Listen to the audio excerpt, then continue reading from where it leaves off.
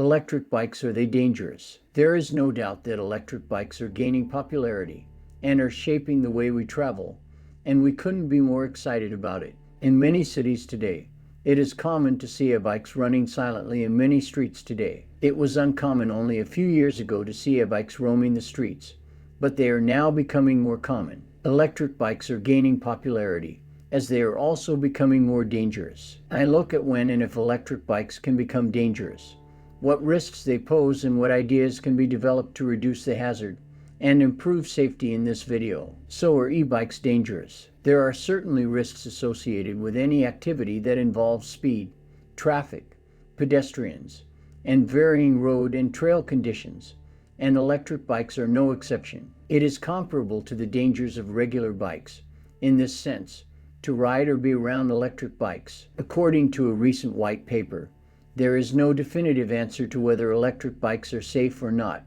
and under what circumstances. That said, e-bikes do pose some dangers and risks, both to those riding them and to those around them. So what are the dangers to electric bikes? Dangers to pedestrians. Bikes aren't particularly noisy modes of transportation. In the absence of a combustion engine, an unaware pedestrian may only hear an electric bike after it's passed them by a couple of inches. By using electric bikes, you can increase speed and performance while maintaining low noise levels.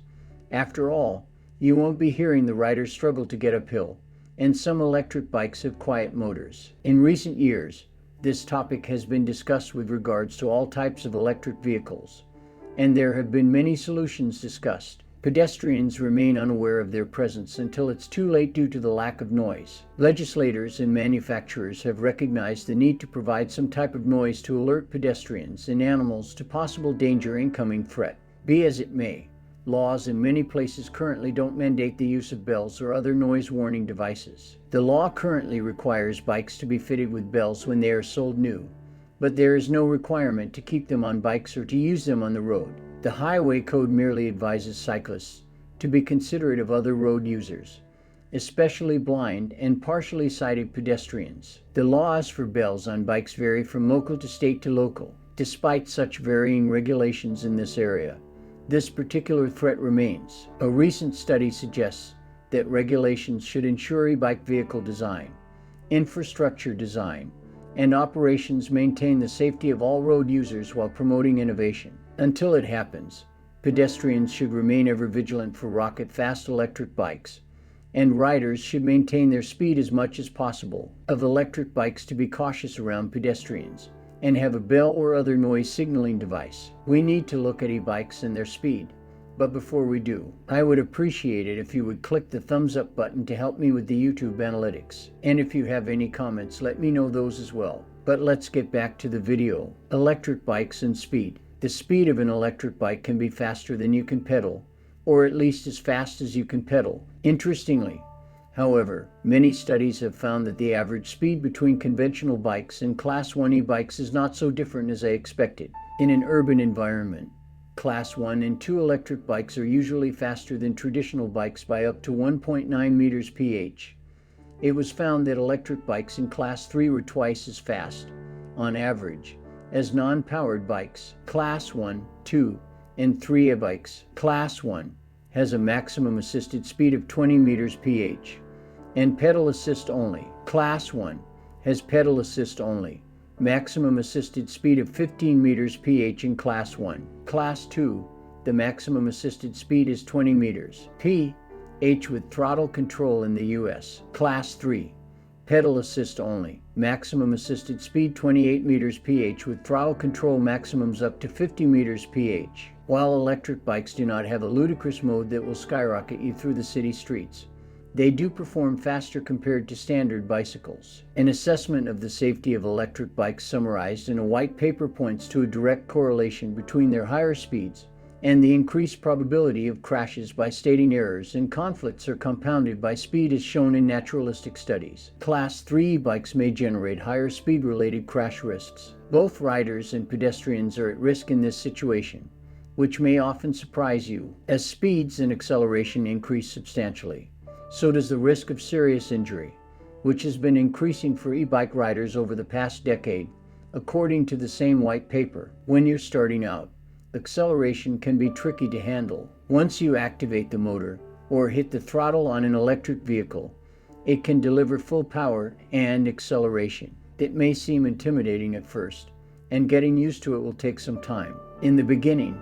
you're more prone to making mistakes, so make sure you start in low power, low assistance mode and work your way up as you gain experience. Injuries: what are the chances and what types are common? Are there any chances of getting injured? It depends on what type of riding you do. Driving in busy traffic, mountain biking, and cruising the boulevard all pose varying levels of risk. Based on U.S. studies, this study estimates risks as follows. Pedaling an electric bike can result in the same types of injuries as riding a traditional bike. There were 40.5% soft tissue injuries, 20.5% fractures, 17.5% internal injuries, and 0.5 concussions or traumatic brain injuries. Although I'm not sure what the other 22.5% involved, I can only assume it involved injuries that were more minor than those above.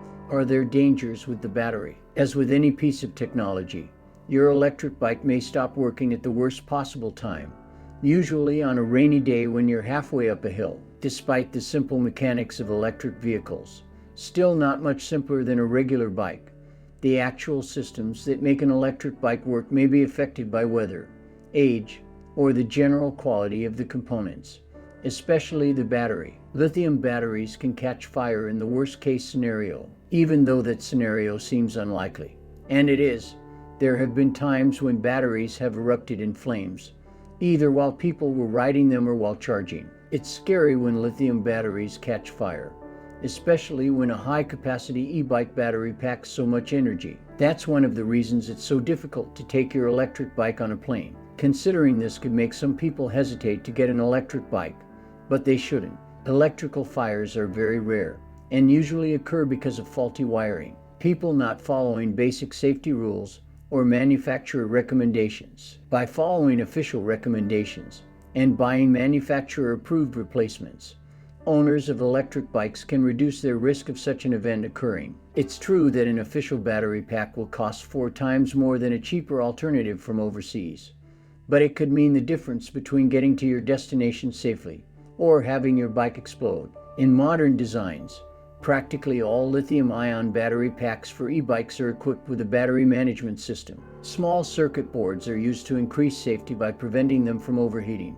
or being negatively affected by high temperatures and overcharging. Are basic traffic rules being observed? It is often said that most problems experienced by drivers occur between the wheel and the seat. However, the same is also true for passengers. It comes to electric bikes. Riders can often be oblivious when it comes to basic traffic rules and will put themselves and others in harm's way without giving it a second thought. While motorcycle drivers are tested and have to pass exams, most laws do not recognize electric bikes as a form of transportation that could benefit from such knowledge and testing. These events often involve people who ignore basic traffic signs such as stop signs, red lights, and priorities, with quite serious consequences. According to some studies, red light running for conventional bicycles in Class 1 or 2 and Class 3 electric bikes is nearly identical. Will mass adoption of e-bikes be an issue? Despite the fact that we have discussed some specific dangers of individual use of an electric bike,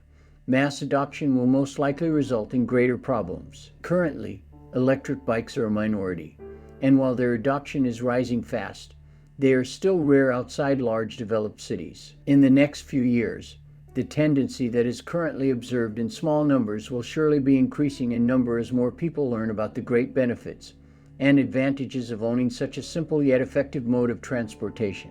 The number of accidents involving electric bikes is increasing, and this is largely due to the fact that the average speed on electric bikes is higher than on traditional ones. In the end, it's up to riders to consider basic safety measures, as well as adopt defensive and responsible attitudes when they're out on the street, not just to protect themselves, but also to ensure that no harm is done to others. When it comes to ensuring these statistics can be kept in check, responsible use is crucial, as with any great device, and especially so with means of transportation. How can dangers be avoided, reduced? Improving safety on electric bikes. Increasing the safety of electric bikes can begin with you. People are mainly responsible for the dangers associated with its use. They often result in adopting the wrong attitude when it comes to safety, either by not following basic traffic rules or simply by abusing the immediate power and higher speed of the electric bicycle without adjusting to experience levels